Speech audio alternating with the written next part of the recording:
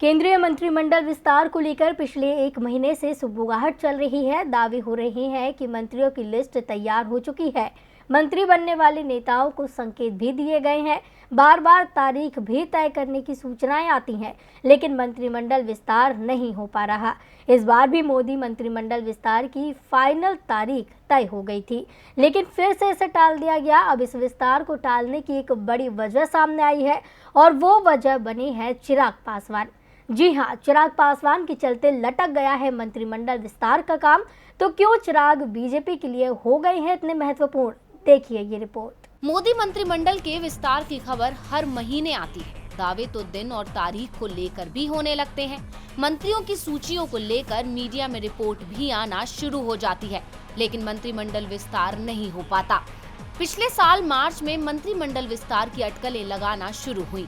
इन अटकलों को हवा दी ज्योतिरादित्य सिंधिया की बीजेपी में एंट्री ने। दावा किया गया कि ज्योतिरादित्य इसी शर्त पर बीजेपी में आए हैं कि उन्हें केंद्र में मंत्री बनाया जाएगा, लेकिन मंत्रिमंडल विस्तार नहीं हुआ।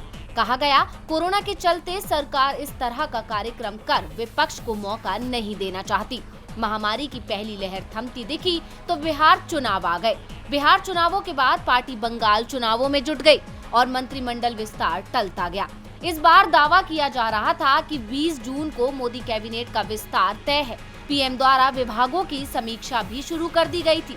20 जून की तारीख निकल गई, लेकिन कैबिनेट का विस्तार नहीं हो पाया और इस बार इसके पीछे सबसे बड़ा कारण एलजेपी विवाद को माना जा रहा है। दावा किया जा रहा है कि पीएम चिराग पासवान को केंद्र में मंत्री बनाने को तैयार थी, लेकिन पशुपति पारस ने उससे पहले ही पार्टी का बंटवारा कर दिया। पार्टी के 6 में से 5 सांसद पशुपति पारस के साथ चले गए और पशुपति को संसद में एलजेपी संसदीय दल का नेता भी चुन लिया गया। लोकसभा अध्यक्ष ने भी उन्हें मान्यता दे दी। पशुपति ने दावा किया कि वो एनडीए में है, बिहार में भी और दिल्ली में भी। पशुपति की ओर से केंद्र में मंत्री बनने का दावा भी कर दिया गया है। इस बीच चिराग पासवान ने भी ऐलान कर दिया कि वो 5 जुलाई से पूरे बिहार में आशीर्वाद यात्रा निकालेंगे। चिराग पासवान भले ही आज अकेले हों, लेकिन जनता के बीच उनकी लोकप्रियता पशुपति पारस की तुलना में ज्यादा है। चिराग भी बीजेपी के केंद्रीय नेतृत्व तक अपनी बात पहुंचाने की कोशिश कर रहे हैं। इसीलिए वो गुजरात भी गए थे, जहां उनकी मुलाकात पीएम मोदी के बेहद करीबी बीजेपी नेता से हुई।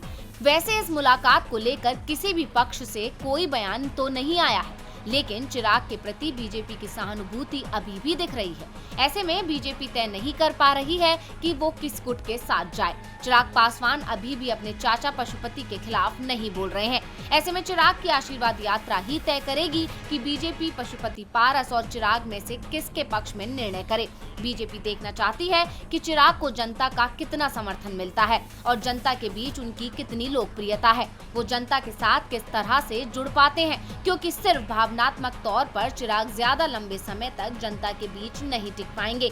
लोकसभा और विधानसभा होने में बहुत वक्त है, इसलिए पीएम मोदी ने मंत्रिमंडल के विस्तार को एक बार फिर होल्ड पर डाल दिया है। अब अगर आशीर्वाद यात्रा में चिराग को जनता का समर्थन मिलता है तो चिराग का केंद्र में मंत्री बनना तय है, नहीं तो बीजेपी पशुपति पारस के साथ जा सकती है। डीवी लाइव की रिपोर्ट।